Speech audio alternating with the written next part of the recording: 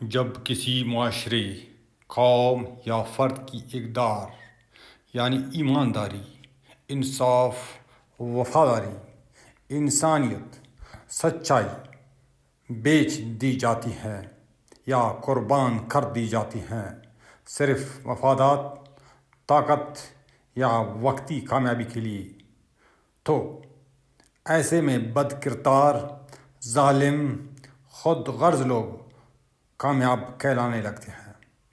یہ لوگ فتح کے جھنڈے تو گاڑتے ہیں، لیکن ان کے اندر اخلاقی دیوالیہ پن ہوتا ہے۔ ایسے لوگ گدھوں کی مانند ہوتے ہیں جو مردار پر منڈلاتے ہیں، اور یہ فتح دراصل انسانیت، ضمیر اور سچائی کی شکست ہوتی ہے۔ جب ضمیر بیچ دیا جائے تو فتح بھی شرمناک ہو جاتی ہے، اور گدھ یعنی بد کردار لوگ خود کو فاتح کہلوانے لگتے ہیں۔